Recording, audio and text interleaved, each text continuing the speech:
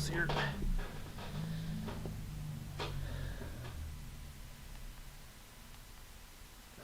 How's everybody doing tonight? Let's share this with folks.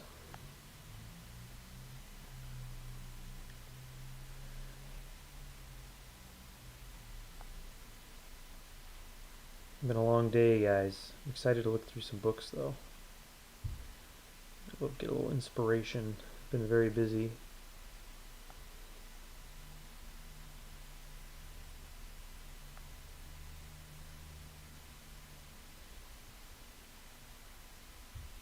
Paste. All right, there's a little preview. Feast your eyes on these while I post these quick links here. I know I should probably do this some other way, huh? I should probably like prep it all ahead of time. But you know, sometimes the time is just not there. Even if you want it to be, the time is not there. Feeling good about being settled in my studio here, though.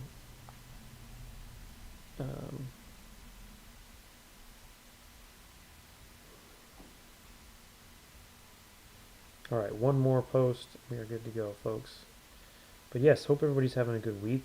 Feels a little more like fall here in Chicago, which is nice.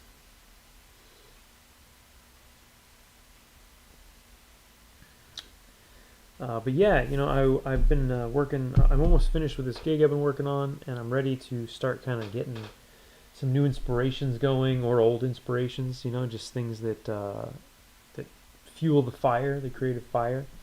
And as usual, I'm going to look through some books here, but it's always things that I'm looking through for whatever, you know, thing that I'm kind of excited about at the moment that I like to show off on here. Jeremy, how you doing, buddy? Thanks for coming.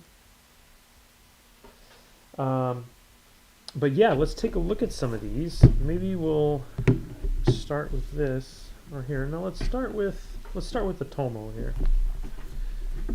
So, if you guys haven't seen already, the Japanese publisher Kodansha has been releasing these Otomo complete works. So what it is he Otomo's done tons of different things. Obviously, AKIRA is one of the most well-known things that he's done. But sorry, guys. Oh, cool, Jeremy, you're drawing and listening. I like it. Well, I'll try not to distract you too much with these awesome images, but all right. They're re-releasing all of his whole catalog in these beautiful editions. They're pretty interesting looking. They have, let's see if I can get our light a little better here. They have like a plastic coat cover that goes on it, like a dust jacket. So underneath, I'll see if I can do this without damaging it. And each one, they all kind of have, well, I'm going to leave it in there, but it's black and white basically.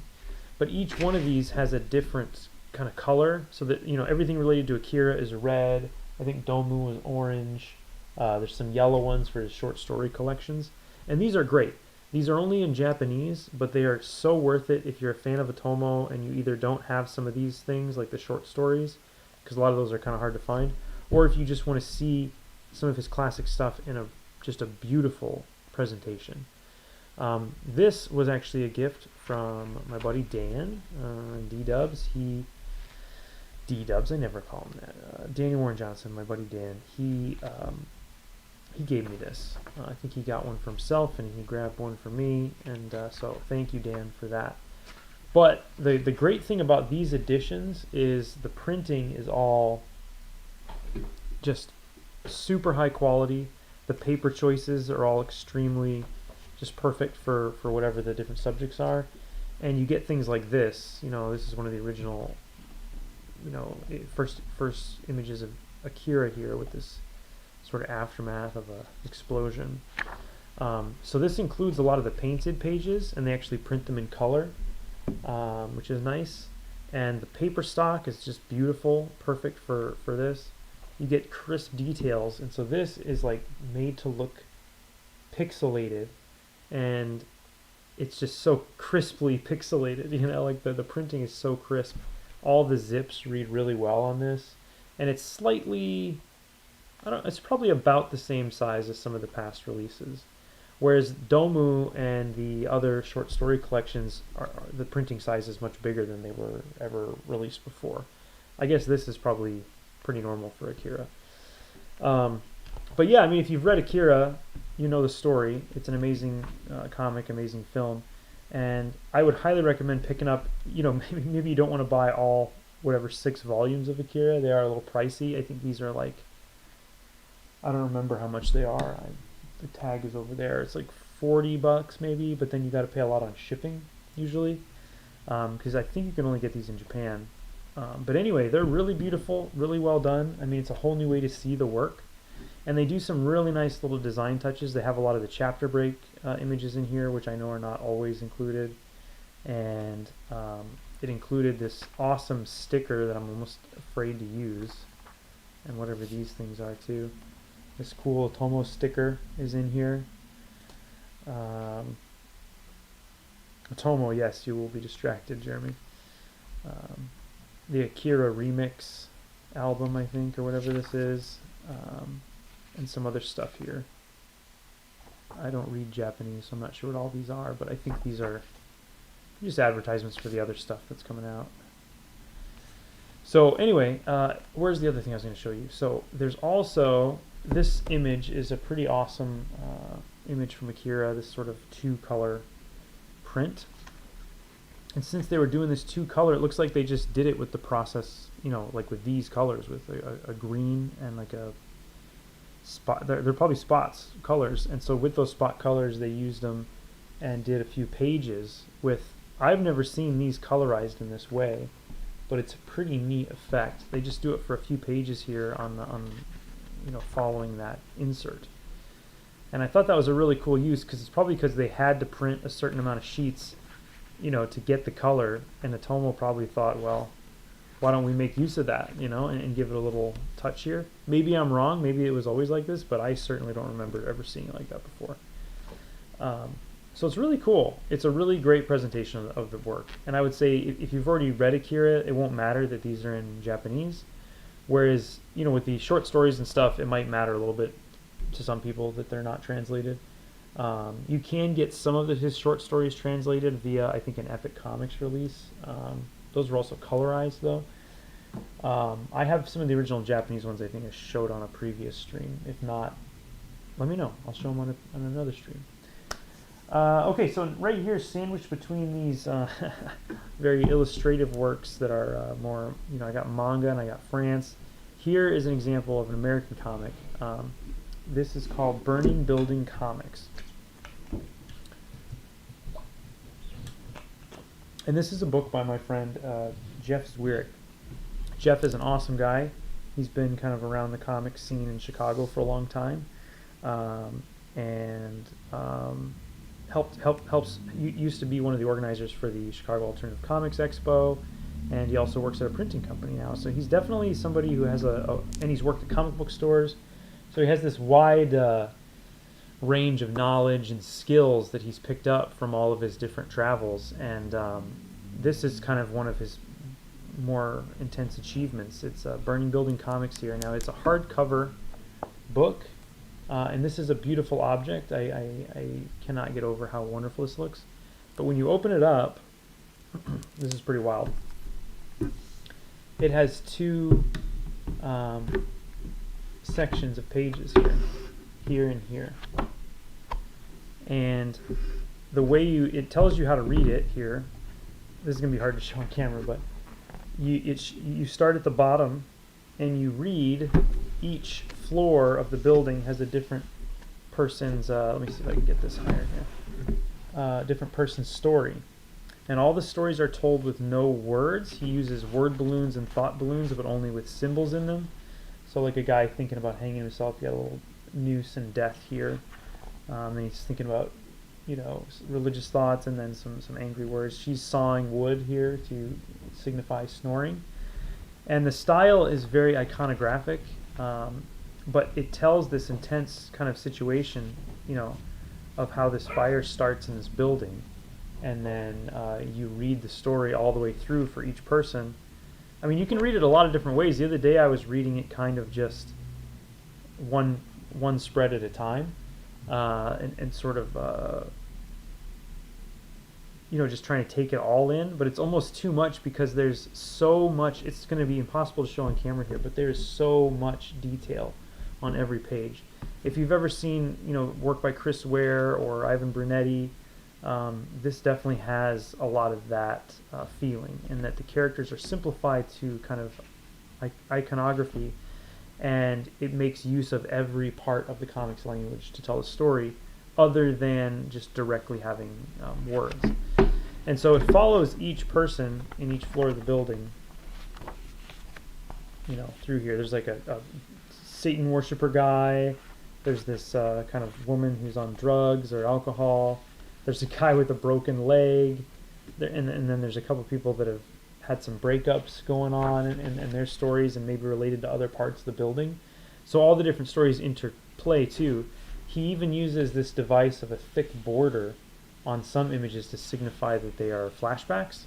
So even within the context of this rigid sort of, read each thing, and it's very structured, he adds this other layer that you're having flashbacks, and so you can see different interactions between the characters from different floors at different times. He uses some great kind of color stuff here to kind of emphasize moments. He's using every little piece of illustration in comics to bring together this story, and it really is a story. You could read this, you can't really read this quickly. It does demand your attention, and it gets better when you reread it again after you've read it the first time. So I just think it's a really, really wonderful book, and I come back to it quite often. It's always up over here on my art shelf whenever I think, oh man, I don't know what I'm, it shows them all the way out. I don't know what else I can do with comics, like what are some interesting ideas. And it's funny because, Jeff in this is really just using, all the tools that everyone should have in their comics toolbox, but I think sometimes it's really easy to get stuck in just focusing on the illustration itself, or sort of specific highs and lows of kind of the density of the imagery and things like that. Whereas he's focusing on every single tool doing its job perfectly. These are really great. I don't know if you can get them from Jeff's website still, but it's Jeff Zwirik with a Z. But if you can't see it on Jeff's website, I'm almost 100% sure that they have them at Radiator Comics, which is a distributor that my friend Neil runs, and they will probably have Burning Building Comics. Also, Howling Pages here in Chicago does, and I think you can order online from them. So this is just a crazy awesome book. I don't know, everyone should read this. It's really amazing, really, really amazing book. So Jeff Zwirik, Burning Building Comics, highly recommend it. And Jeff is a great dude, and knows his stuff. Okay. Any Travis Charest or Charest, or I think it's Travis Charest. When I was growing up, I always said Travis Charest. But Travis Charest fans out there, I hope. This is Weapons of the Metabaron. This was sort of, if you're aware of the Metabarons and or aware of Travis, you probably know some of this already, but the Metabarons was a comic by Alejandro Jodorowsky, which some people know from the failed Dune project that he was involved with, or his films like El Topo and Holy Mountain. Wild dude, writes lots of cool comics, does a lot of French comics. And he was doing this book Metabarons with Juan Jimenez, and really amazing book. And at some point, when Travis Charest was kind of getting into his most detailed phase at the end of his time at Wildstorm, where he started doing airbrushing and all that kind of stuff and never delivered things on time, I guess France wanted him because they're kind of a little more lenient with their deadlines. And then all of a sudden, this guy that I used to follow his work, I was always going to the comic store, seeing what Travis was doing next and trying to follow his work. All of a sudden, he was just like gone.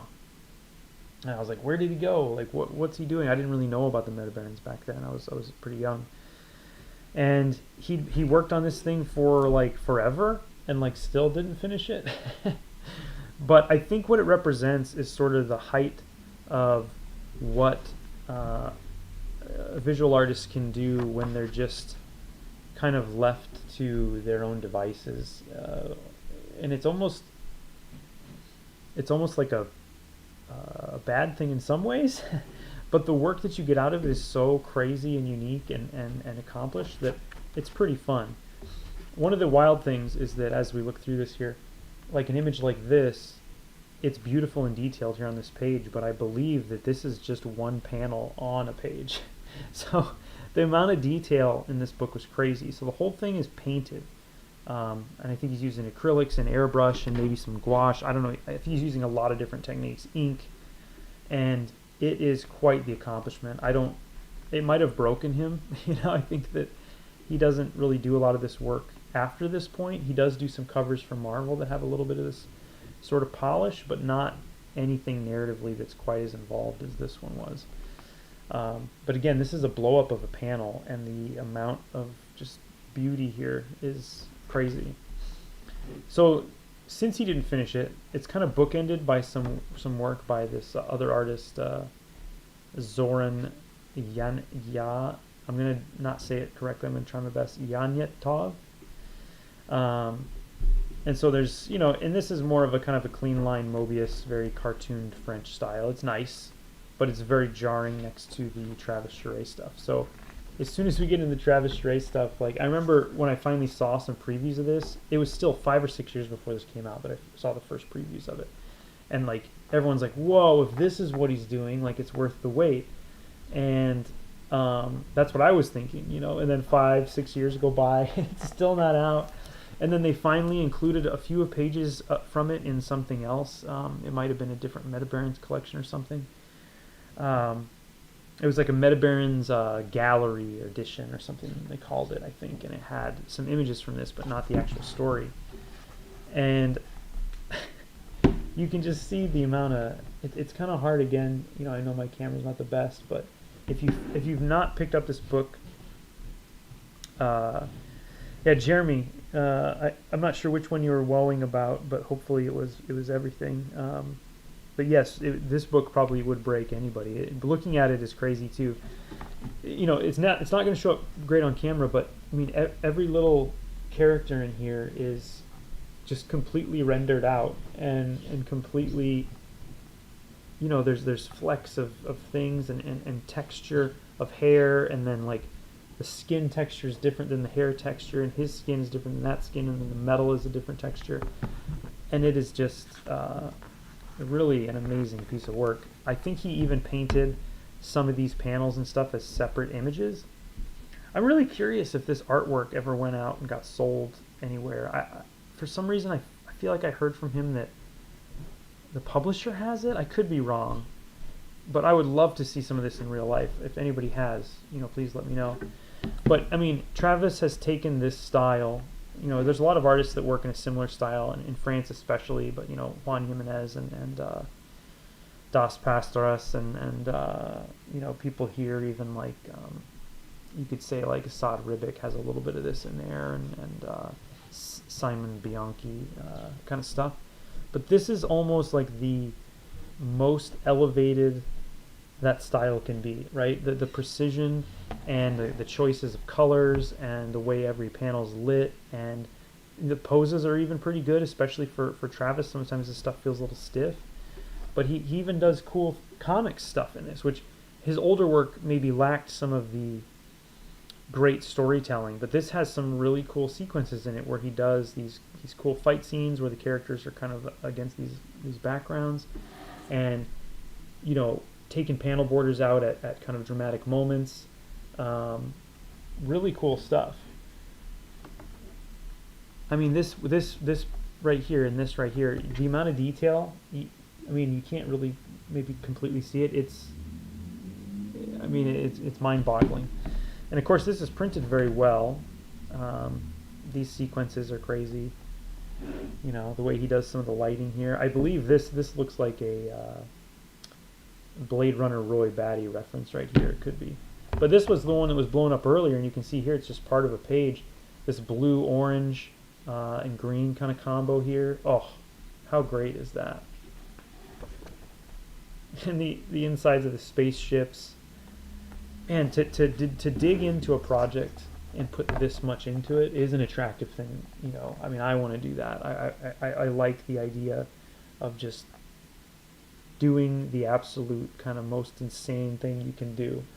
And then once you're done with it, you can kind of, you know, maybe shift into a different gear, which is, I think, what Travis did, which was probably a good choice, right? Because when you do something like this, it takes a lot out of you, and I think it makes you question how you're using your time.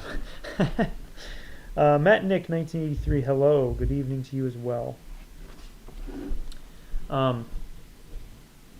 Cool spacesuit designs. I mean, this stuff doesn't look like most of the other Metabarons books in the designs necessarily. Some of it does.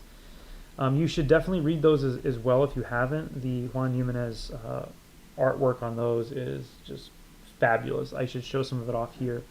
I think his stuff is a little more painterly, and Travis's stuff again is this precision and this sort of perfect use of some of the tools like airbrush, which can be a little much sometimes, but for some reason it's just so well done on this, it works for me.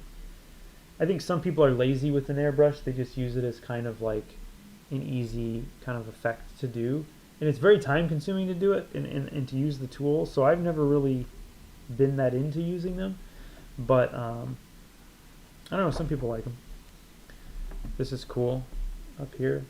These are just fully painted pages. Again, I think some of them might have been assembled from little pieces. I think I saw an interview or heard an interview with him where he was talking about how, you know, he would just obsess over each panel, and so he would end up redrawing them and repainting them sometimes, multiple times. And so these are sort of the best bits, I think, glued together here. But they still work as a pretty cohesive page, you know? And how he accomplished this is also pretty baffling. Like this has this depth and this light and this color shift here. It almost looks like a color hold, you know, but it's actual paint on the board.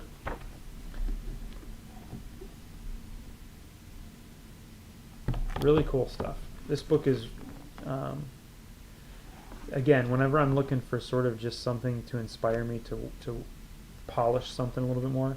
Although right now I'm not actually looking for polish, but you know, sometimes on some of the commissions I do, I like to have some moments of polish. You know, nothing like this. There's other guys that can do this better than me. Also, I'm not getting paid enough to do this. You know, I mean, I think he was also stretching his budget to get this done. Look at this, just the metal here on this. You know, it has a light across it. It has texture on it. Really cool, man. Really cool. And here's that panel from the other blow up at the very front. This one right here is that one there. And he defeats this big spider, this big like spider monster. That's pretty cool. So I think that might be, let's see. Yeah, that's like all the Travis. It's just, this is it. Like this is Travis right here. This chunk. From here to here. But, oh my goodness, they're pretty wild. The other thing is here in the back, they have some other images, I believe. And this stuff's great too. Don't get me wrong, this guy's perfectly good artist.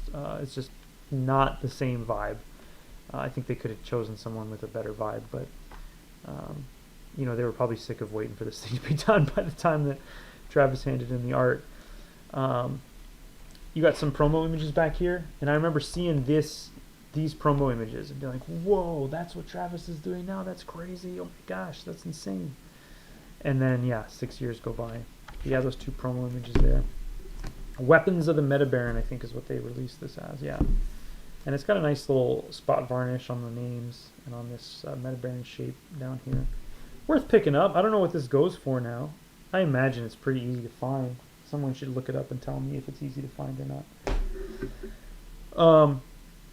All right, y'all. So it's been a long day, but I am going to just maybe sketch a little bit. We'll see what happens. Hang out for a minute, see if anybody has any questions or thoughts on these books or anything else. I have no idea what I'm drawing. I was kind of goofing off with a Wolverine head over here a second ago, but I wasn't liking it at all. So I might just goof off a little bit more and see. The thing I've been working on, I have to do a Silent Hill commission. So I've been sort of in my spare time or as warm-ups, I've actually been working on it. It's been a long time. The guy's been very patient waiting for it, but I just don't want to rush it because I think it could be really cool. So I've just been sort of sketching it while I'm warming up or whatever, just trying to come up with ideas. And it probably just looks like a lot of scribbles to everybody, but just trying to come up with some ideas and stuff. But yeah, I was goofing off these Wolverine heads. I'm going to see if there's anything in this one. If there's not, I might shift gears into something else. Maybe, I haven't drawn a prophet in a while. Maybe something like that. We'll see. But the project I've been working on has been really fun, and it has kind of a noir vibe, and it's historical, so it's been kind of interesting to draw this different time period. But it's also very much based in kind of a realistic situation, and so my superhero muscles have been a little atrophied lately. So sometimes when I get on here, I just want to do some big bold stuff to kind of loosen up and just not completely. It'll take me a minute, I think, to kind of get my bearings when I jump into this next round of commissions. But I wanted to get on here this week for at least for a little bit because I'll be next weekend. I'm going to CXC, which is an awesome show, Cartoon Crossroads Columbus in Columbus, Ohio. If anyone is near Columbus, please come out and say hi. It is going to be next weekend, and I'm not sure if when I get back, if I'm going to be too tired to stream on Tuesday. We'll see. But yeah, it's a cool show. I've done it once ages ago, and this is my first time back in a while. So I'm curious to see how it goes. It is 100% worth it if you live anywhere near there, because the other thing they have is the Billy Ireland Cartoon Art Museum, which is incredible. Like, incredible. Just the most amazing collection of comic art you could possibly imagine. And every kind of comic art. It's got superhero stuff. It's got Sunday comic strips. It's got indie comics. It's got old Zap magazine. Anything you can think of. Little Nemo in Slumberland. It's got everything. It's got all of the Calvin and Hobbes stuff. It's not all on display all the time, but it has all the Calvin and Hobbes stuff, and it is 100% worth the trip, especially if you can also catch the show and sort of see what that's all about. But so I'll be there next weekend, tabling in the exhibition, which is Saturday and Sunday. That reminds me, I have to register. There's a they also do some like symposiums for the professionals that are there, which is cool. Not a lot of other shows do that. Like, other shows will have programming, but it's not really for the exhibitors, it's for attendees. And this is more of an exhibitor focused symposium slash, I don't know what you'd call it, like an educational conference kind of a thing, which is cool. Let's see, Jeremy Heiler Intense. Derek, what's up, Derek? How you doing, man? I'll be seeing Derek soon here in New York. Excited to go check out New York again. It's been a long time. Hopefully I won't be too scared. I haven't been there in a while. But I'm going to be at New York City Comic Con in October, which is some of the commissions I'll be working on over the next few weeks. Some of them I have been working on. Well, I kind of want to... Maybe I'll do a... Let me see. I can't 100% remember. Let me see if I can do... Maybe I'll try to do a profit. Just like a quick profit. Maybe I should come up with a pose or something first. Just something simple here. Derek says it's totally fine there. Well, that's good. I trust you, man. I trust you. It's going to be a blast to hang out and see some folks and see Derek and draw some cool stuff. Hopefully sell some comics. I think my buddy Ryan Stegman will be there. I'm excited to see him. I haven't seen him since C2E2. We've had some interesting things going on lately.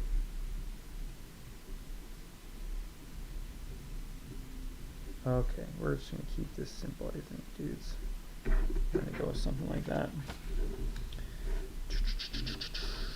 fall has hit Chicago, man. It is definitely feeling like fall here now.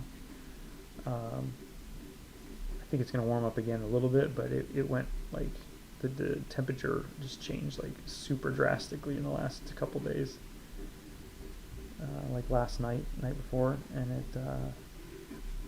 it's kind of nice. I'm ready for fall. I'm ready for Halloween, man. I'm ready for all that stuff.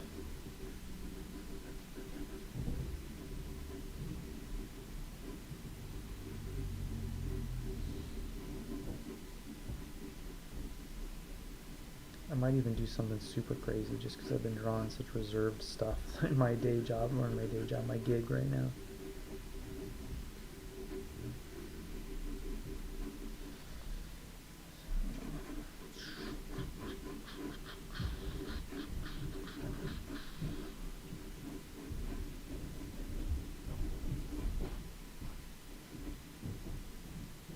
What my neighbors are doing, they're making a lot of noise out there.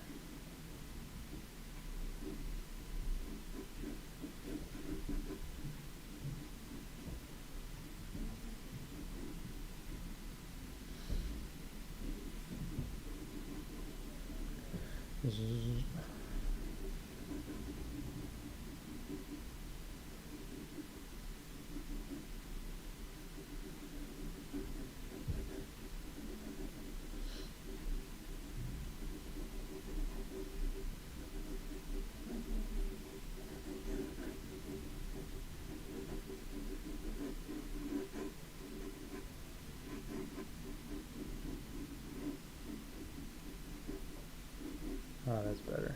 I'm gonna tilt his head down a little bit.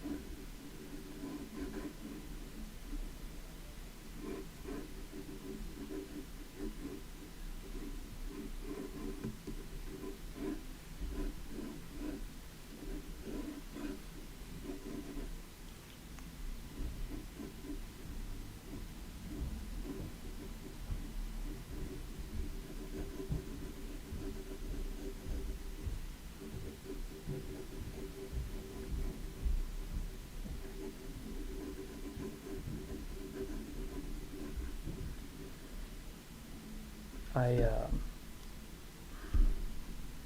was listening to an interview the other day with my friend Malachi Ward, who some people might know as he's recently been working on Black Hammer, doing some really cool stuff on that, and he was talking on this other guy I know, Seth Jacob, has a podcast, and I'm spacing on the name of it right now, but if you look up Seth or Malachi, you'll see the episode posted.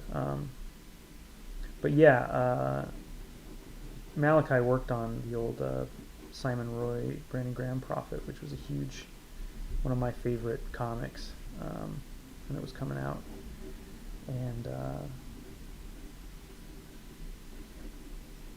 so I was just thinking about Prophet recently, and I hadn't been thinking about Prophet in a while.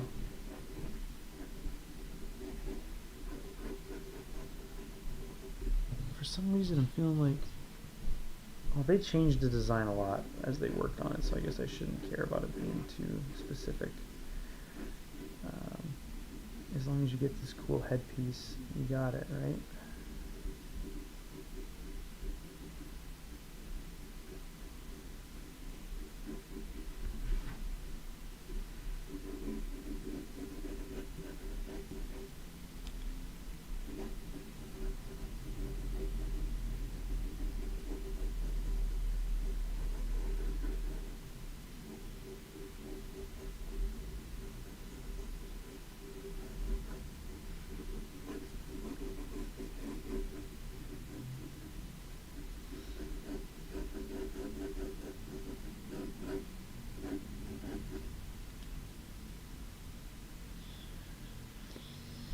If I got the keys to a property to do my own thing, what would it be?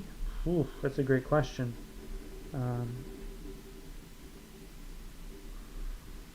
Probably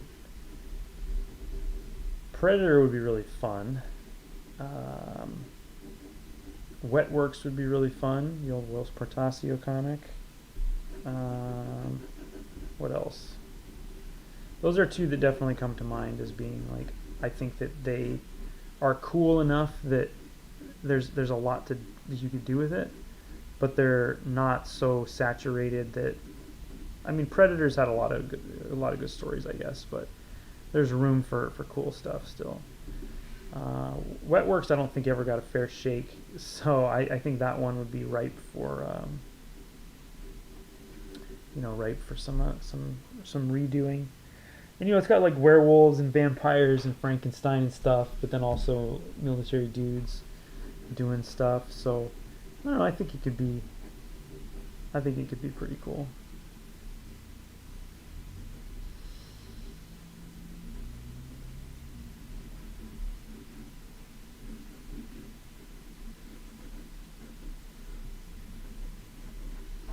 Well, the scale here is not quite working for me. I kind of wish his hand was on the page. This is what happens when I don't have a plan. Let's see if I can just warp it a little bit, do something weird here. I'm already working too hard on this, guys, I can tell you right now. Before I came in here, I was just like, so tired, man, I can't do it. My kid's in school now, so I gotta get up at I gotta get up like super early to get her to school, and I like to stay up late, but I'm learning that's not going to be an option anymore.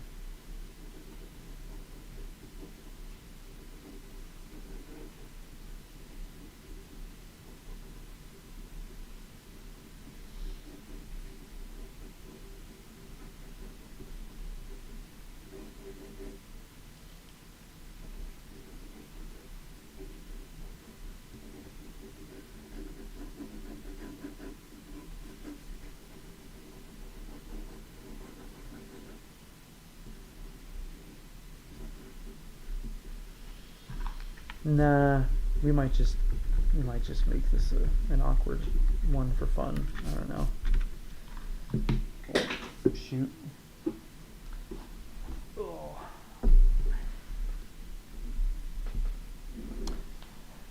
5 a.m. wake ups. Yeah, no, luckily I'm not having to get up that early. But yeah. Derek, what I was talking about in regards to Predator with my buddy Kenny the other day was a Predator Aliens comic that was more like the old arcade game. If you guys ever played that old Aliens vs. Predator side-scroller game that had sort of an anime look to it, a kind of a manga look to it, that is sort of what I would want to do with those two franchises. Is I'd want to do it like that, where there's humans who kind of have some cool sci-fi tech like mech suits and stuff, and I don't know. That's all I'll say about that, is like that's something I would love to do.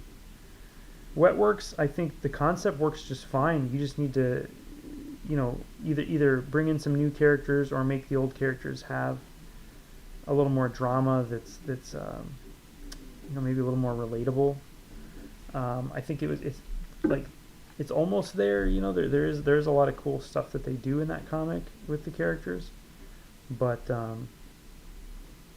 something about it just, for some reason, it didn't land. But I feel like it could now, especially with the popularity of vampires and werewolves and everything. It's definitely more popular now than it was, I think, when he was doing it.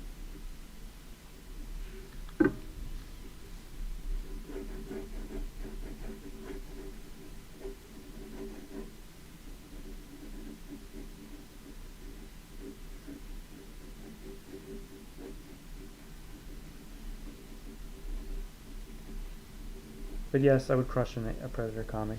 It would be epic and amazing. Jeremy remembers. Derek remembers. Predator comic, your alien book. Yeah, well, Jeremy, I'm glad you say that, man. It's funny because I had a Predator comic idea before I even did the Aliens book, but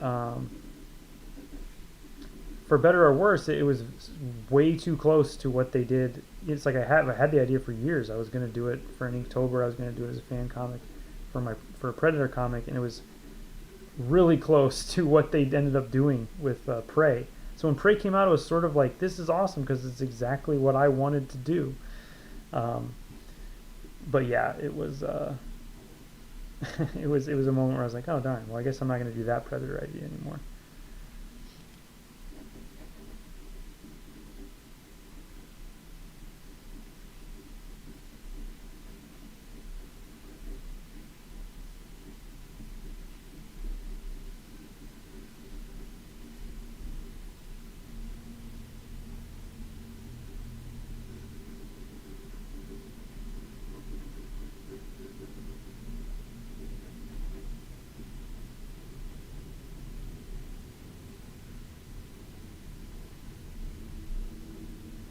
we're just gonna go for it. We're just gonna do it as it is here. Play it as it lies, and just sort of we'll use some fun stuff here to sort of.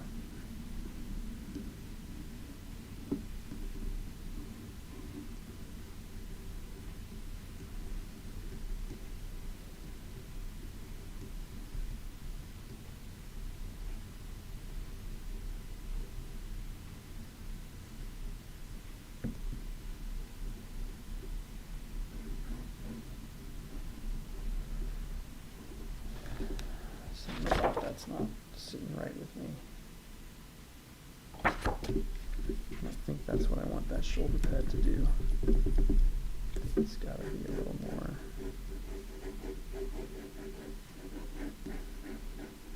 like that.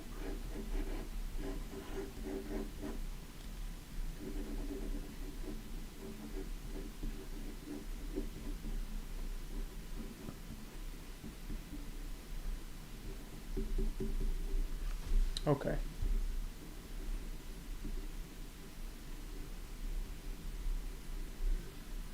But you know, I like to draw different kinds of things, and this new project I've been working on, you know, nobody's seen yet.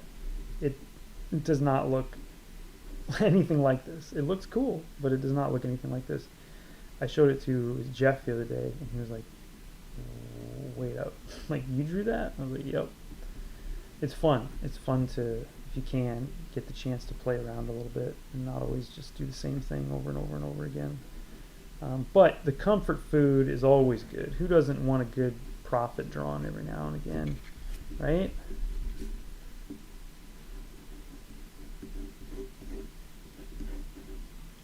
Oh yeah, we're gonna give him some crazy hair here. Yep. Okay. We're gonna roll with this. We're gonna roll with this. And we're gonna try to do a nice, quick, fun. Maybe not too many bullet holes, but just enough bullet holes in the shoulder pads and stuff here. Maybe some rips on the clothes.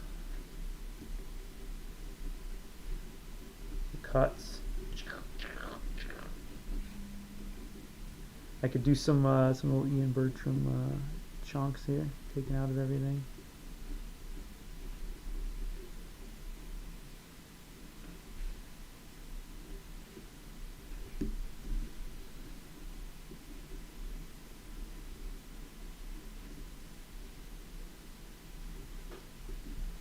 All right, you know, it might help if I gave this like a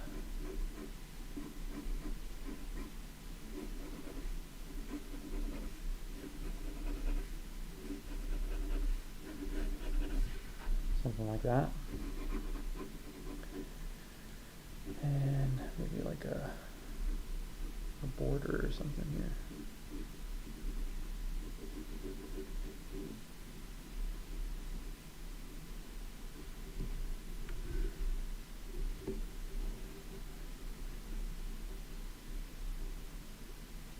Yeah, I don't know why there's so much divisions in comics of like what's okay to, like, that a person has to only like superheroes, or oh, I never draw superheroes, or oh, I would never tell an autobio story. I don't know why.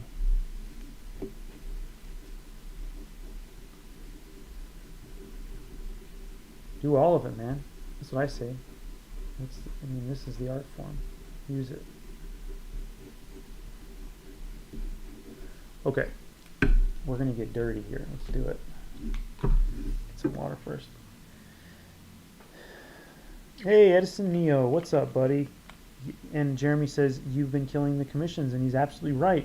Edison's commissions have been looking really amazing.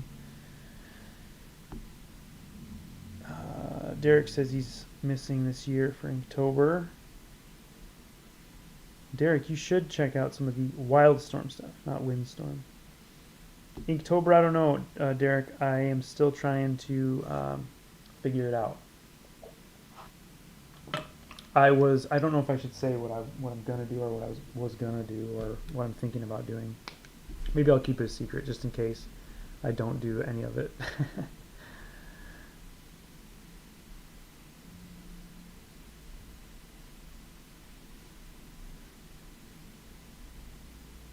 But what do I about you guys? Everybody else have an Inktober idea? You gonna do that this year? Or?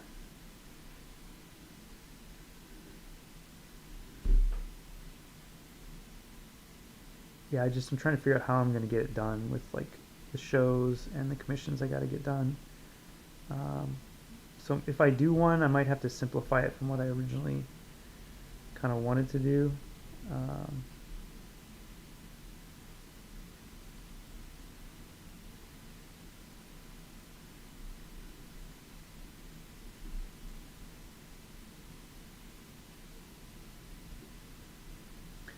like that stuff is the precedence, right? The shows and the commissions. It's like those I can't not do. But I always enjoy doing an Inktober, and I usually get a good amount of engagement on that stuff. So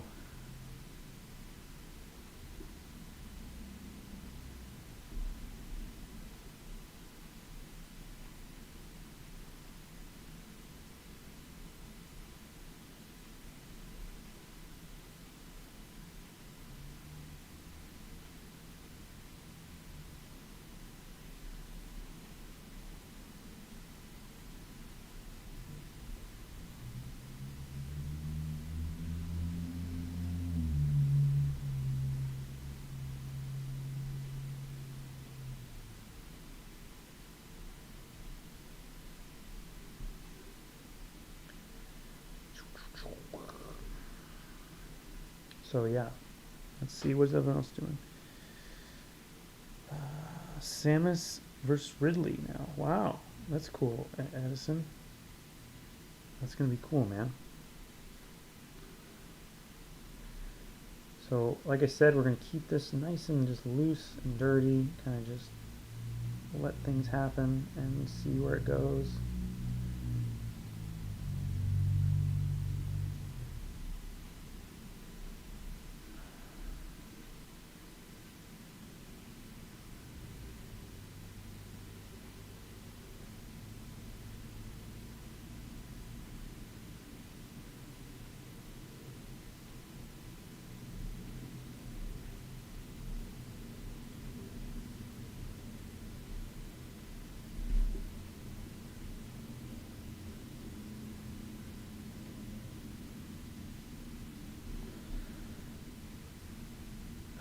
I'm kind of enjoying doing some of these quicker ones. They have a different energy to them, and it's closer to kind of what I can do at shows too. So it's kind of just fun to play with these quicker things. And then, like I said, sometimes it's fun to dig into the more detailed things, whether it be commissions or personal projects and stuff.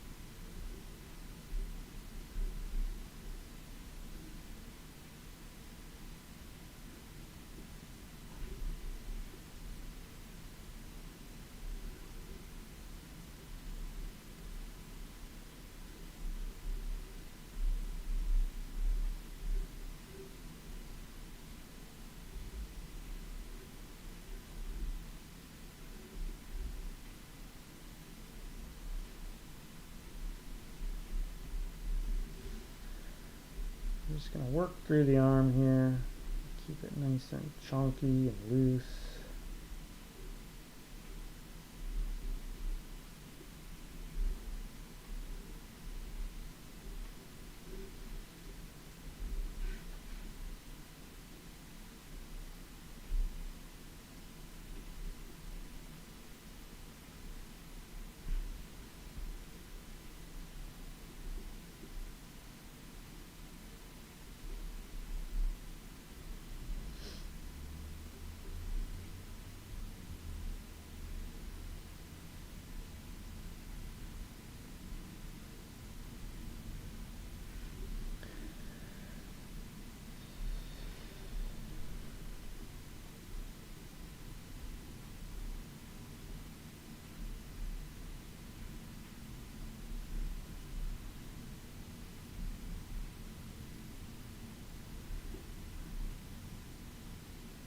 course, we're going to give him some pouches. You gotta have some pouches on here.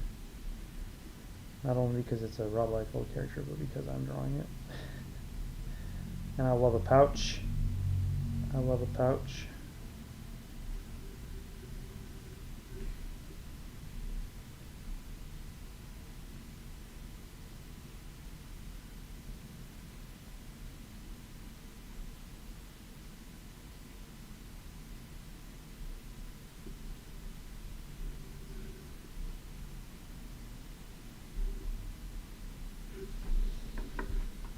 Loose, loose, loose.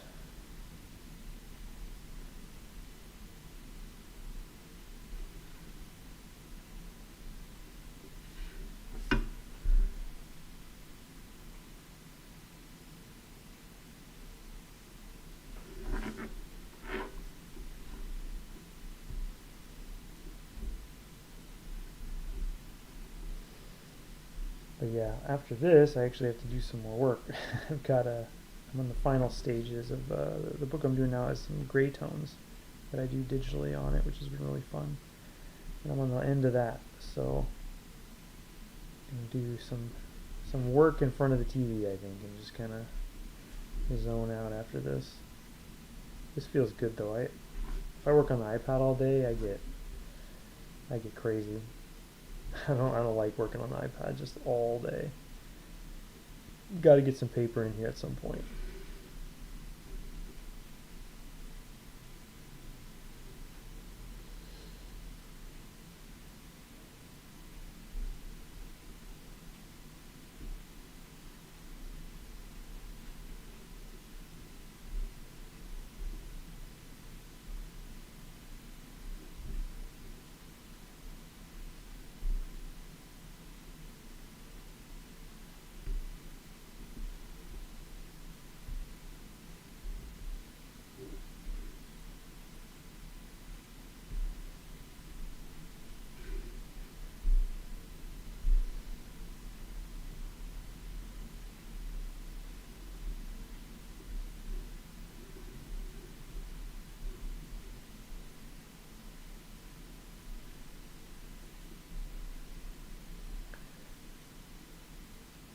See, if I wanted to go full like Travis Charest style, I would take this, after I do some inking on it, and then I would probably transfer it to another piece of paper. I would like clean up everything, and I would probably come up with sort of an attack plan for rendering that made it, made the most sense, and kind of maybe even do some mats or some frisket on here. But that's not the energy we're going for right now. But someday I might jump into something like that on here, just a nice piece that I can keep going for a few weeks. That feels a little more kind of substantial.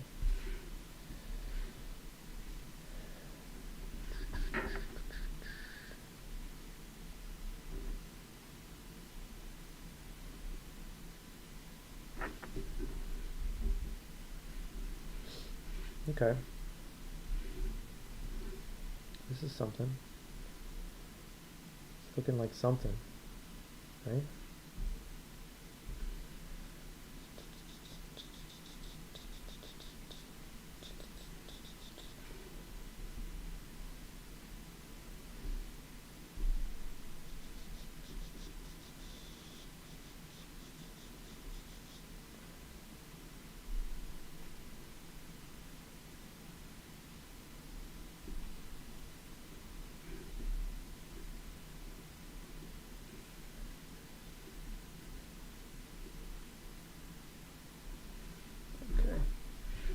Okay, let's do the old wet eraser-oo.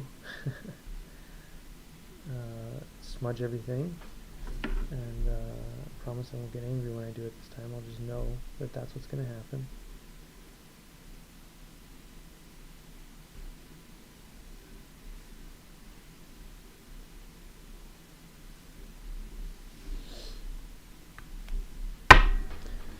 Alright, who did I miss here?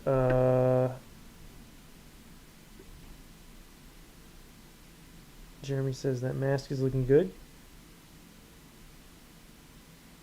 Ichthus, what's up, buddy? How you doing? What did you miss? You missed some cool flip-throughs, so go check that out later. And yes, I'm inking a profit right now. Edison, thanks Tyrell. I'm not sure if you remembered, but you did a commission for me a few years ago. You know, Edison, I believe I do. Didn't I do some of your OCs for you? I think I remember that one. Kind of guys intertwined, fighting in the air. Is that the one? That one was really fun, dude. I was honored, and to see what your work has been doing now has been really exciting, man. And I'm really happy to be in your collection. Really happy to be in your collection.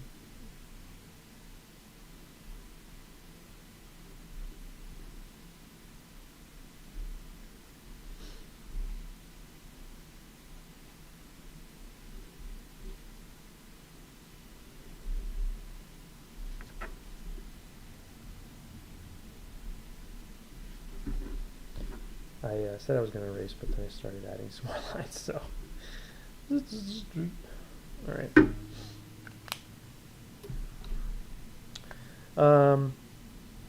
Let's see, no bullet shells? You make the best cables, thanks. Sup, Jeremy? Cool. Hey, and there's Manny. What's up, Manny? Thanks, buddy. Yep, I got it right, didn't I, Edison? See? Steel trap. Got a mind like a steel trap. Or something. Probably not. Alright, let's smudge this. And then I can already tell I'm gonna wanna work some white back into this bad boy. So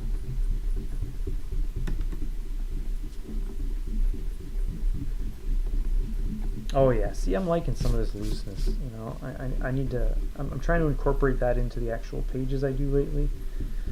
On the current project I'm working on, the fact that I'm sort of coloring it or, you know, toning it means I can be a little looser with the line art, because if there's anything that isn't reading perfectly, I can sort of accentuate that, you know, after the fact, which is really fun. It's sort of like whenever you color your own stuff or you know, have some leeway on that, it can be really really fun. Okay, so I'm going to try to decide how much detail I want to bother with on this, and then we'll work some white into it and see what we can do here. But I did just open a new zebra pen, which is really hard for me not to just want to get all noodly with it. So we'll see what happens here.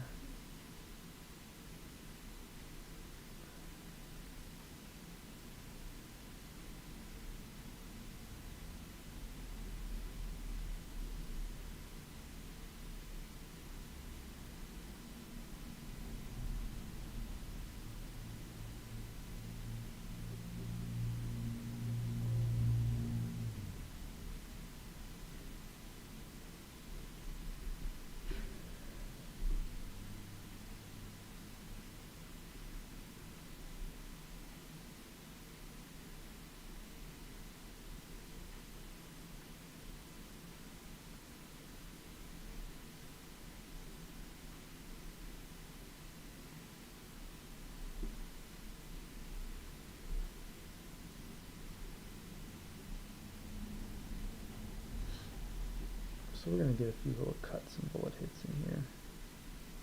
Kind of not sure how I want to render them, so I'm sort of just goofing.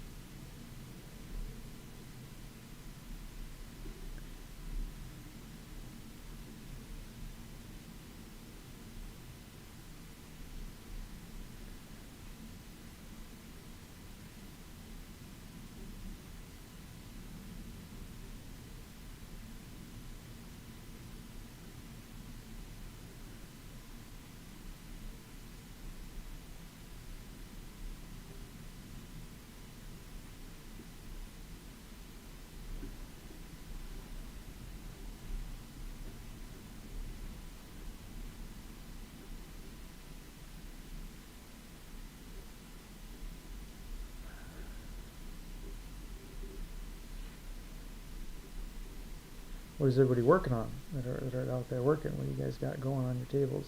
Pages, commissions, goofing off, maybe a little bit of everything. Uh-oh, Tyrell just saw the vertical line thing again. Now it's going to be me doing this.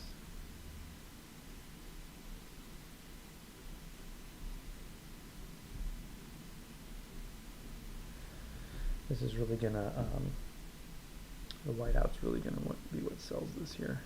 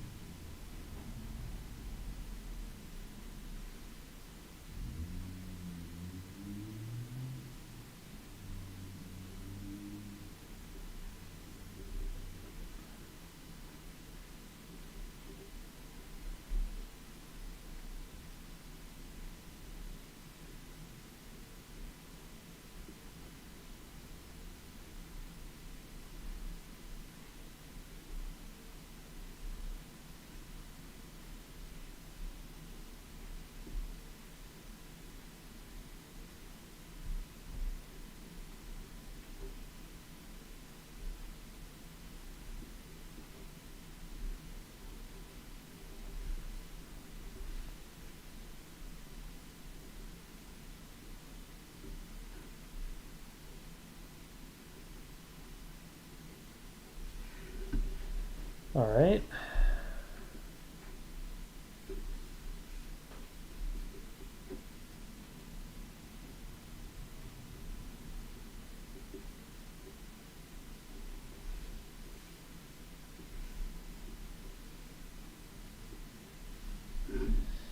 Okay, I mean, this is already kind of looking how I want. All right.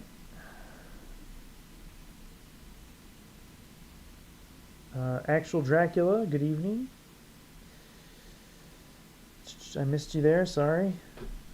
All right, let's put some white out on this. And of course, I forgot my, here it is.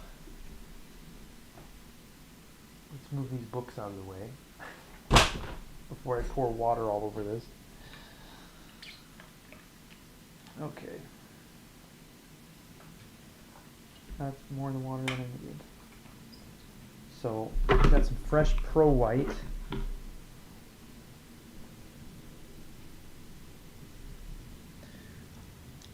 Batman book from Jeremy. Manny's doing laundry. No, Manny, I know I need to do laundry, but that's not happening tonight. It's not happening tonight in Tyrell's world. I generally do all the laundry in this house, and I don't mind doing laundry, but I do like to do it while I work, because then I can kind of use it as an excuse to get up and move around. So oftentimes I will be doing laundry during the day while I'm working.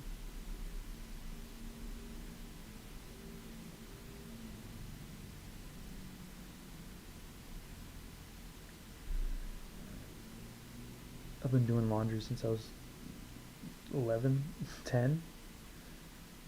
I remember when I got to college and I met people who didn't know how to do their laundry, and I was like, for real? Like, who did your laundry? My mom always did it. And I'm like, my parents made me do laundry. And then I got so OCD that I wouldn't trust anyone else to wash my stuff, because I would like iron everything, like even my like socks and stuff. I had a problem.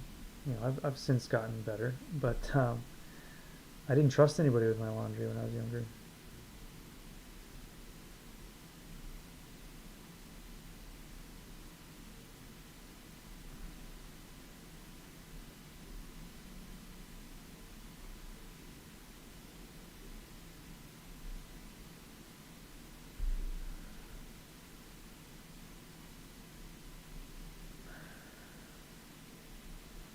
Okay, there we go. That's looking cool.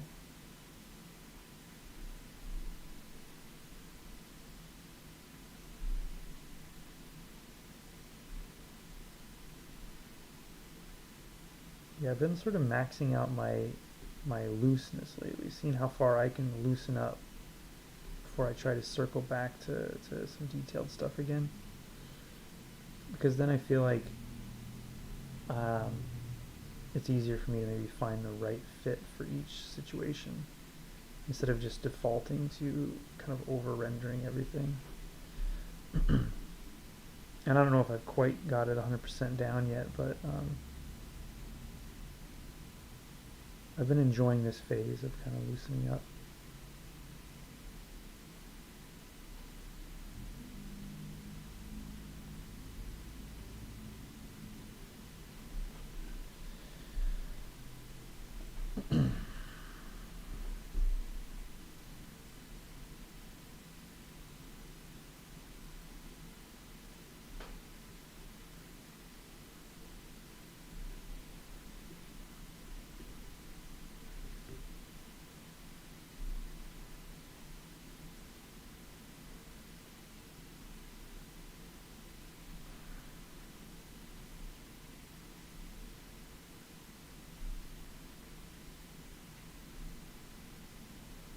I don't know how much of this is even reading, but I enjoy drawing all these little nicks and cuts and stuff. I always have.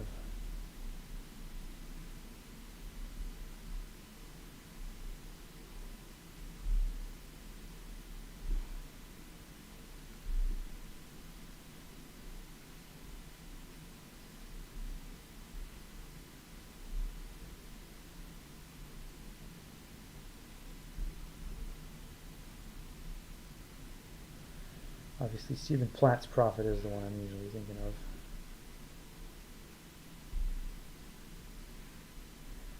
Big impact on me as a kid. Like many of us, I think. Edison, do I always work this late at night? You know, not as much as I used to. I'm finally on a better schedule. I do like to work late at night. But because I have to get up early now to get my kid to school, I don't put as many late nights in as I used to. I always feel like my creative juices really get going around, 10 o'clock, and then I'm like, all right, now I feel like working, And that's shifted a little bit over time, but I think I consistently, even since high school, preferred to draw and stuff at night. So it's been a bit of adjustment for me, not being able to stay up super late. I still do it sometimes. I just regret it the next day, and I'm an awful person to be around. But yeah, it's not that late here though. I'll probably put in a couple more hours after this, just on the couch though, not in the studio. The new studio is really great. I do have a couch over there, which is nice. Okay, this is pretty cool. This is pretty cool. You probably all know what I'm thinking. Maybe I should put some tones on it. Maybe that'll be something cool. That's always what I'm thinking. I'm also just wondering, yeah, it just needs to pop a little bit from the background. It does, this doesn't have to be a perfect illustration, but I would like it to look, we could get something cool here if we just do a couple more things, right? Maybe we do, what do I want to do? Do I want to do like tones, or do I want to fill it with a color? Trying to figure out what I want to do here. I think I could still do tones. There's a bit of whiteout on, or pro white on here, which is sort of hard to work with, but I think if I just clean up a few things first.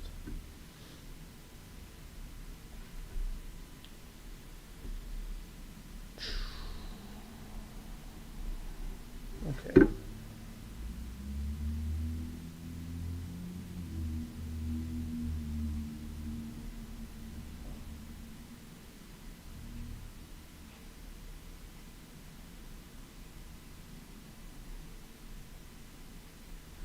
A long time ago, I did a Prophet fan comic back when the book was coming out. So that was a property I wanted my hands on for a while. I think that time has ended. I don't know if I would want Prophet now, but back then I had a little love story I told with Prophet and the lizard lady that he that he sort of is with in the Simon Roy version, Simon and Brandon version. You know what it needs? Oh, I really shouldn't do this, but it really needs some texture. So what can we do?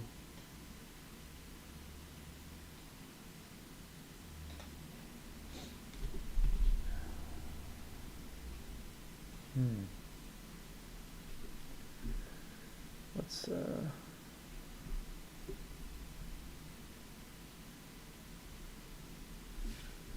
just gonna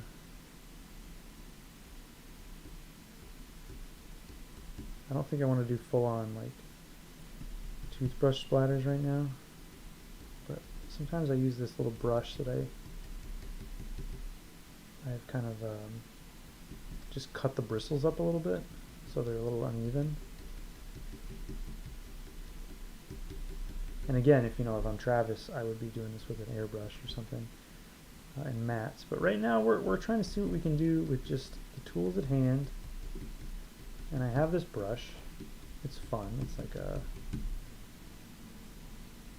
I just cut the bristles, kind of chewed them up a little bit so that I can use it as like a like a texture. And sometimes I also use it sort of to dry brush a little bit, kind of do these like streaks. Like right here, maybe I'll try some of that where I have this sort of smoke coming across here.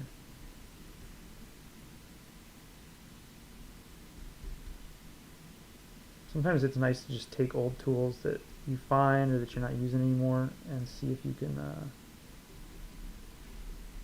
just do something with them that, just, I don't know. It's like you're making your own brushes literally. I know a lot of people make their own digital brushes, but sometimes it's nice to just make your own brushes in real life. Maybe that sounds weird, but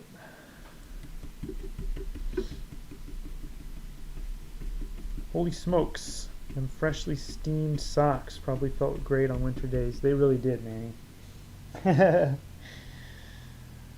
Ironed, yes, ironed. Random and recommended this stream. Cool art. Thanks, Zal Walrus. I'm glad someone randomly recommended my stream to you. We usually do flip-throughs of comics, which I did earlier. And then I usually try to do some quick drawing. Sometimes I'll be working on stuff a little more significant, like commissions or whatnot. But yeah, if you tune in, you're usually going to see some art books, and you're usually going to see some comics, and you're probably going to see me draw something. So if you're not averse to those things, this is the place to be. Here, we're going to clean this off, and we're going to use a little black texture too.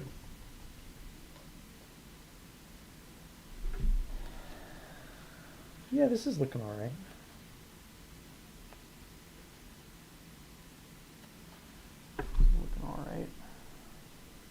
This will probably be a little more finicky, so we got to be careful.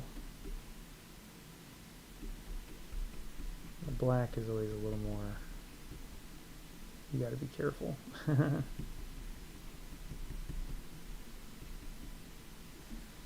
if we can do something maybe on the side here.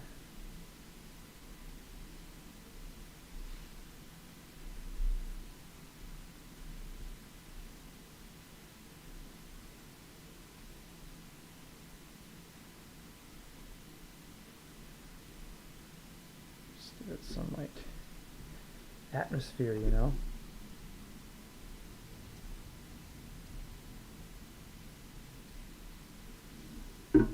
That's probably good enough.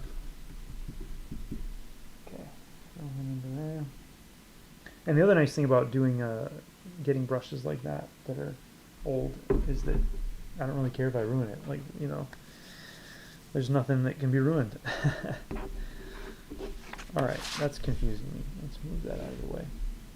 Alright. Yeah, man. Yeah, this is looking kind of cool.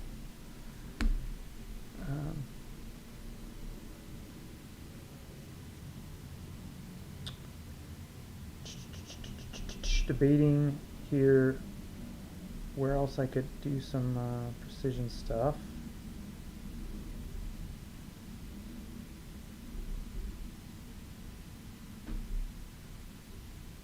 I'm gonna ruin this brand new zebra. I should be using these other ones.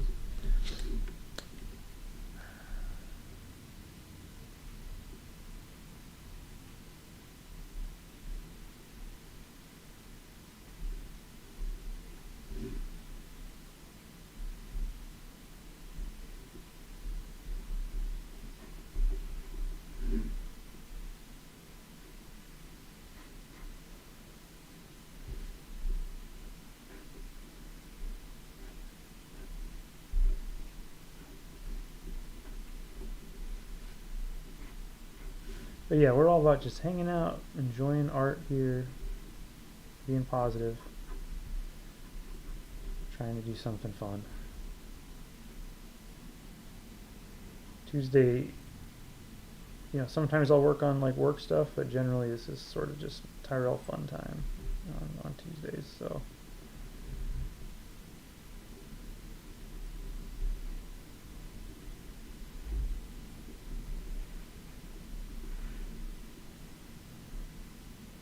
All right.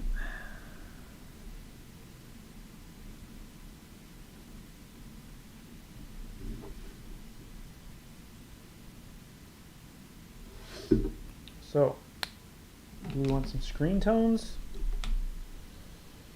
Or do we want some marker? I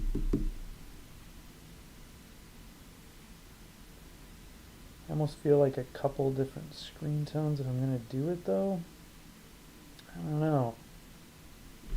I definitely want this hair up here a little different. It is not reading correctly.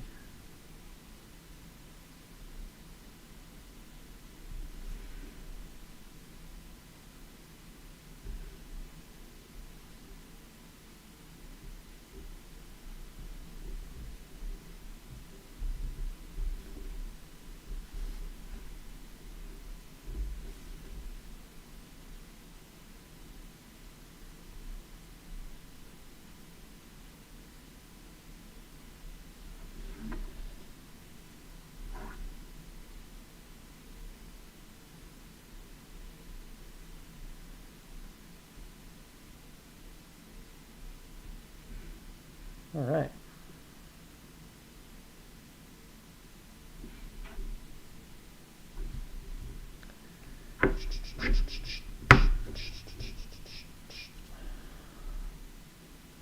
I just gotta decide, y'all. Gotta decide what I want to do.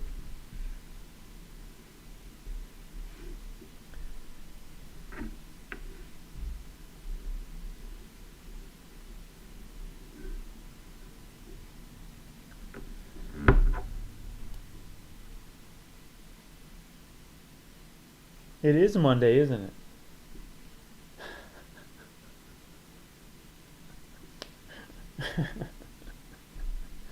Jeremy, why'd you have to say that, dude? Does that mean I'm not going to stream tomorrow? Dude, I thought it was Tuesday. Oh my god, you guys.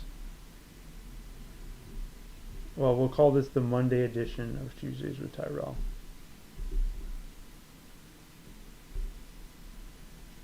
And we'll just pretend that I planned it this way the whole time.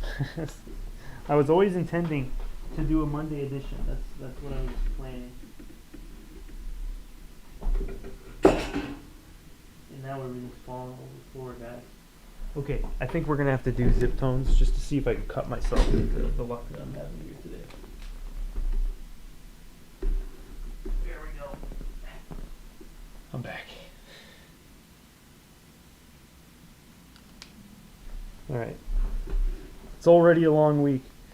Jeremy, you have no idea, buddy. Okay, we're gonna try a zip tone. Let's just see.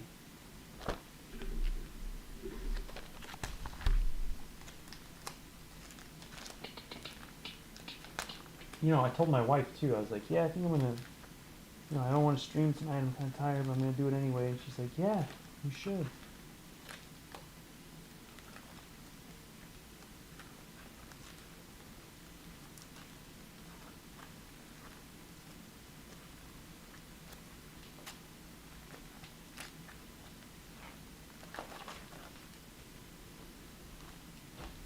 Okay, let's look at these tones here. Is this one going to cover his chest, do you think? It might.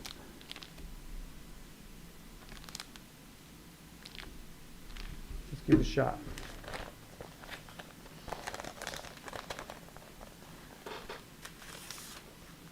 I just have to stream till midnight.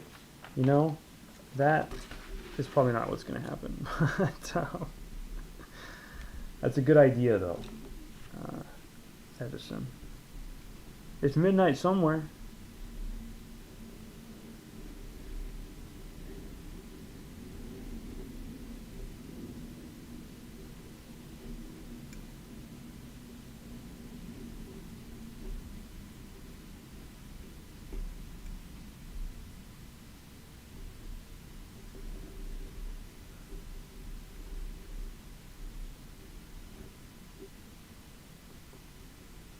Okay. Let's see if this works.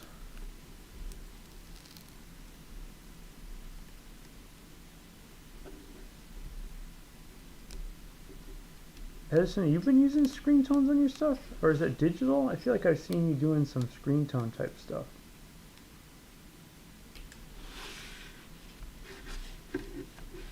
Come on now. Stay, stay, stay.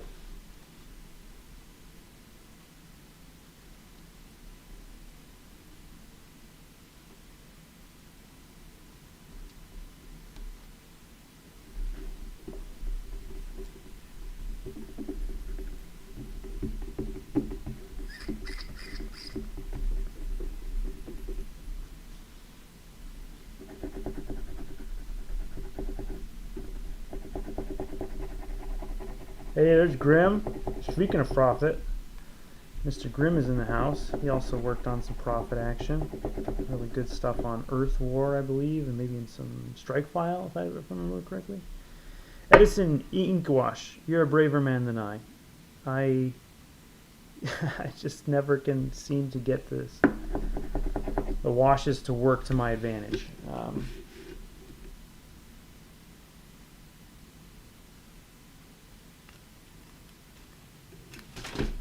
This one does not want to stay up here. Okay, let's get him out of here. He's all bent up. And we need something lighter.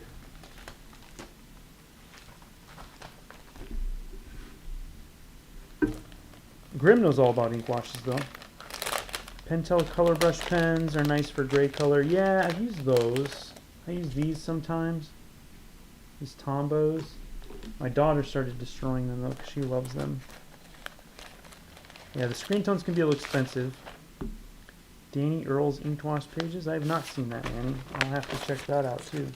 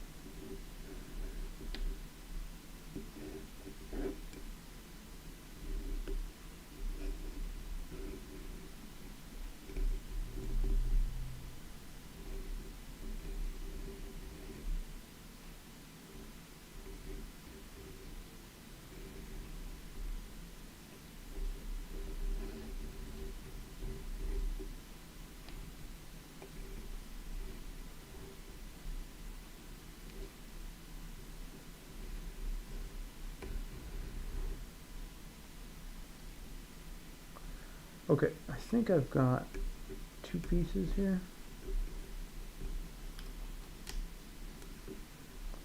As usual, guys, my blade is totally destroyed, so I thought I prepped tonight too. Not only is it the wrong night, but I didn't do any extra prep either. I brushed my daughter's teeth, sent her to bed. Well, my wife did bedtime, but you know, I did my part.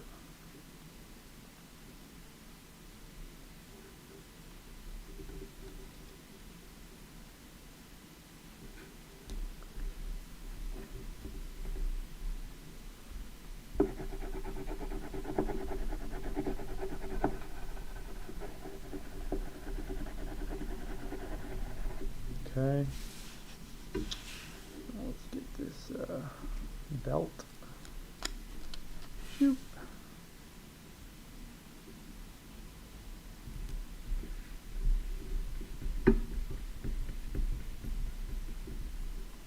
The screen tones are very fun, but yes, they can be a little expensive. That's why I don't use them on everything, but I don't know, once you buy them and start using them, it's kind of hard to just not use them when you know they'd be a good fit for something you're doing. So, pro athlete. Danny Earls. I'll have to look him up, man. He's a soccer player, huh? Hey, it's Tuesday morning where Neo's at, so hey, we are in business. Thanks for saving the day there, Neo.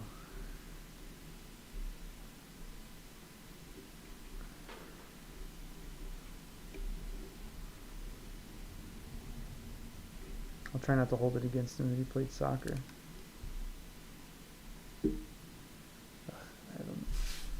My trash can is full here.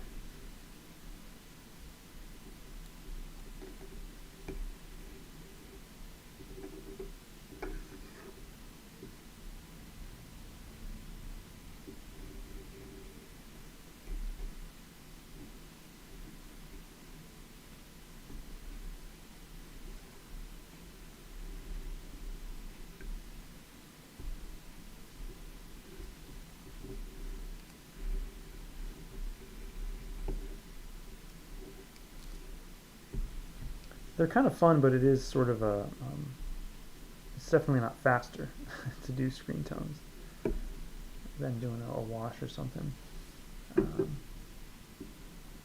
I guess it's faster in some sense that you can cover a large area without, multiple applications of ink or, getting the right amount of wash prepared, but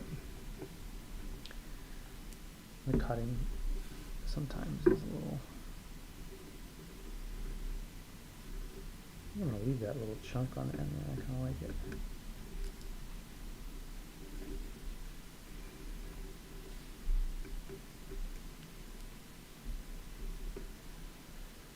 Manny. Soccer. You had to Google it. World Cup. Wow. Okay, so this guy's like a dude. He's working on turtles, huh? So, okay. We'll give him a look. I didn't know he was like legit and stuff. I would have looked him up anyway, man, if I'm being honest. I love finding new people.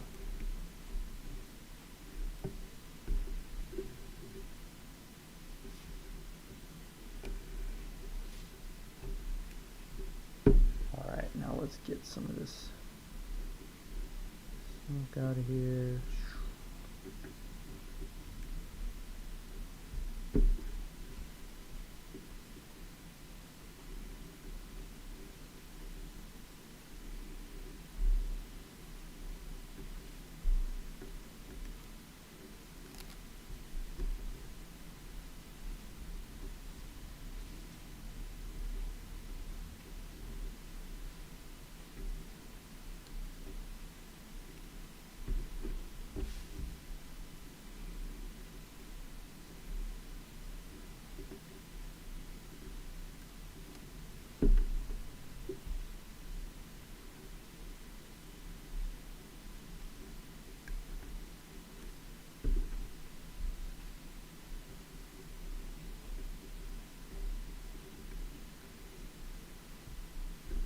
I always have these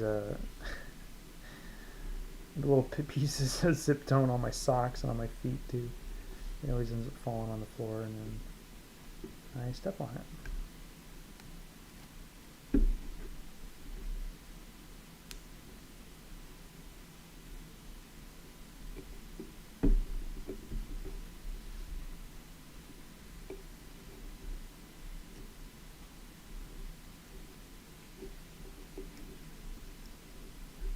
Come on, get off of there.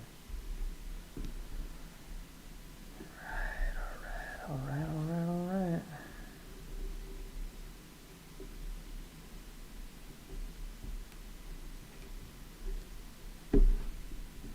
Now we're getting somewhere, huh?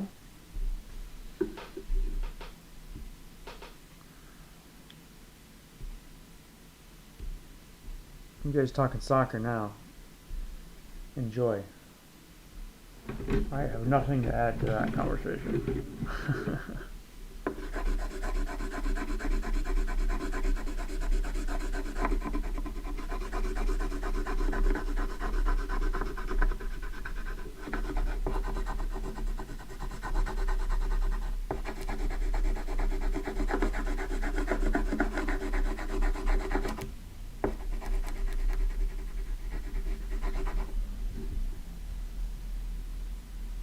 Alright.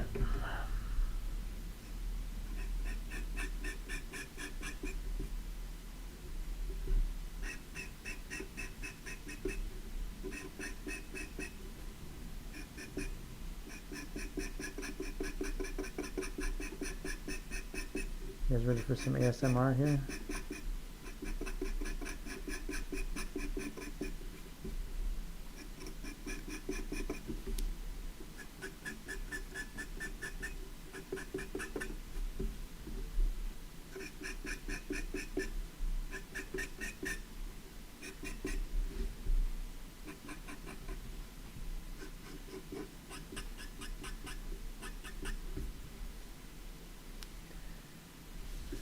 Whoa.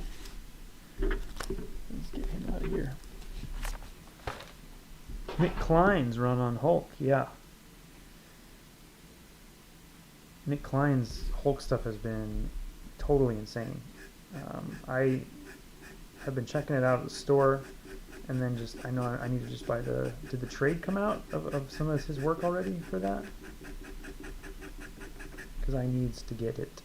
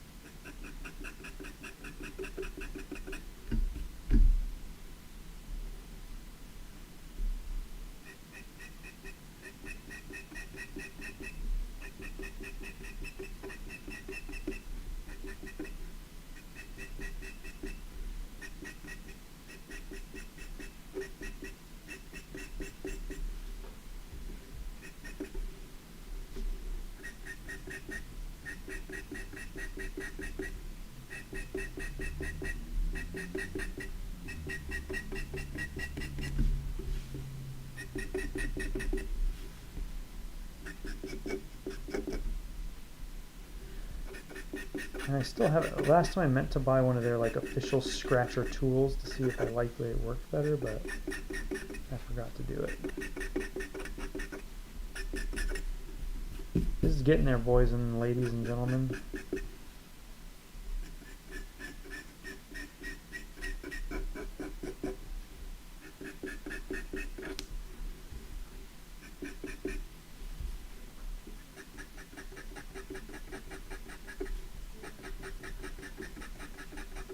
So again, if you guys didn't watch the beginning of the stream, I showed off some Metabarons by Travis Charest. I showed off some Atomo Perfect Collection of AKIRA, and the new one, and then I showed my friend Jeff's Burning Building Comics, which is insane to look at. If you missed the beginning, you definitely want to go back and check out. If nothing else, check out the Burning Building one, because I don't think you'll see that many other places, you know, unless you buy your own copy, which you absolutely should.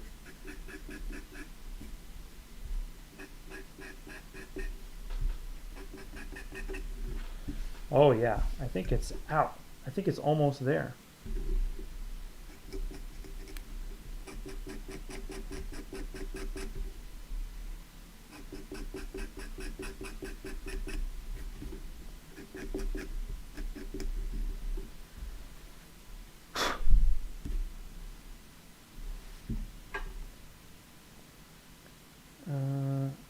Let's see, Edison. Oh, Edison, you're out here. Thanks for coming, buddy. Grim, do you ever draw on top of the tones with white? I have. I try to just do the scratching and kind of plan for it in advance if I really want it to look right. You can put some tones over it, and especially if you're just going to, or some white out over it, or pro white, especially if you're just going to scan it, you know, like right after. But over time, that does have a tendency to crack off, I've found. But, you know, it's not the end of the world. There's probably quite a few commissions I've done that have had white out, or, you know, pro white somewhere on the, somewhere on there, you know. Because sometimes you just you get to the end and you see one little spot and you're like, oh, I gotta just fix that little spot, you know. Okay, now I'm debating, do I want to give it a color accent in the background or just leave it as is? And I might be leaning towards leaving it as is, just because I have enough whiteout on there that I don't know. Maybe I'll scratch into my ink a little bit. I don't do that very much.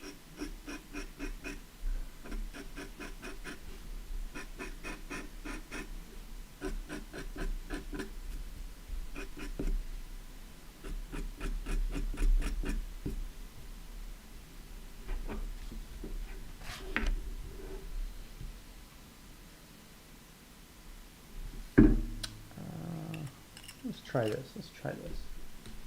Let's take one of these. And let's just... Ooh, that's too dark. These never show the way.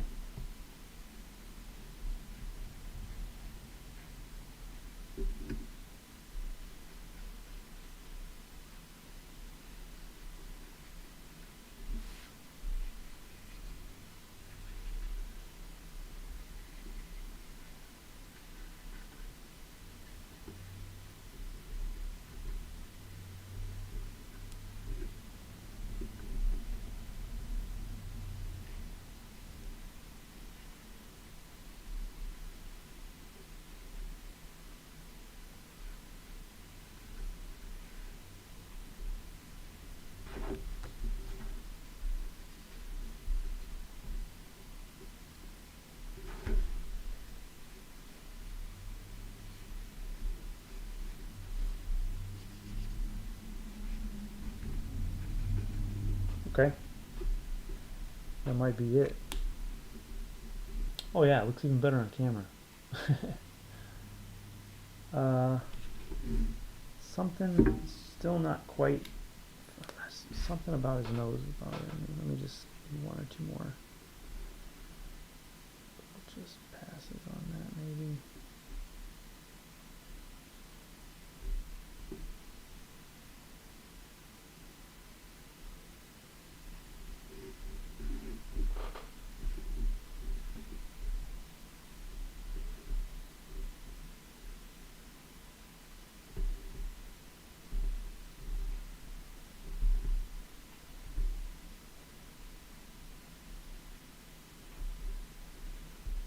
See, like right now I will just like right now I'm sticking ink and it kind of in a couple spots it's going over the tones, and it's not like it also can wipe off easily if you just put the line down. So okay.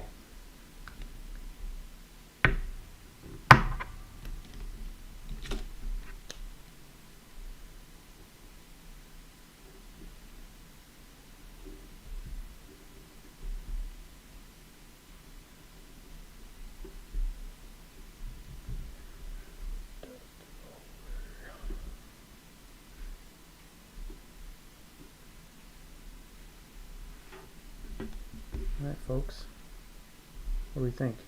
Does that look like a profit?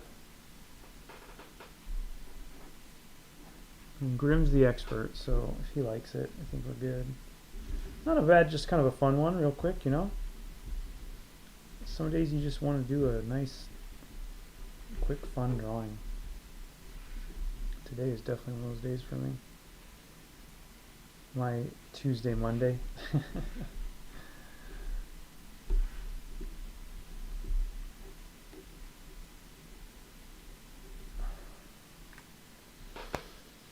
Jeremy loves the tones. All right, let's see here. How do you think an electric eraser would work with that?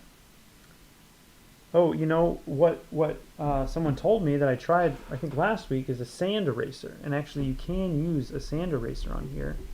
And it does have a neat effect. It sort of gives it like a soft, you can do a little bit of that on here. Gives it like a soft, it just erases, you know? And this is a sand eraser. I just got it at like a Blick. And it pulls the tones off, and it does it in a less linear way, and more in like a, you know, it rubs them off. It's an eraser. So it's kind of a fun tool to try. So if you do have tones, grab a sand eraser, and you can sort of do these little fun sort of, you know, it feels softer when you use that. It's kind of like a soft, you know, soft thing. So, well, this is your typical high school kid drawing, right? Some dude just standing there with one arm with lots of detail and nothing else. That's perfect. Cool, guys. Well, thank you everyone who showed up tonight, even though it is not Tuesday, it is Monday. And like I said, next week we'll see what happens. I will be at CXC. If you haven't come to check it out before and you live in the Columbus area, come on down to Columbus, Ohio for CXC. Highly recommend it. If you haven't checked out my website, tyrellcannon.com, I have a newsletter there. If you sign up for the newsletter, you find out about things like my commission lists and stuff like that first. So please go do that. And lastly, you know, subscribe, like, go ahead and go down there right now and like hit that like button for me. And if you want to go ahead and do the bell thing on the channel, that's cool too. But if you can hit the like on the video, that'd be really cool. It'd be nice to get a good number of people on here. I think I'm easing my way up to 1,000 subscribers, and it would be really great to get there maybe this year, before the end of the year. So if you guys could help, and maybe just tell a friend, say, hey, come check out Tyrell on usually Tuesdays, and and maybe next week I'll actually be on a Tuesday when I stream. But I am going to call it a night, y'all. And again, thank you everybody for tuning in and drawing with me. And I hope you all enjoy the rest of your evening. Talk to you soon.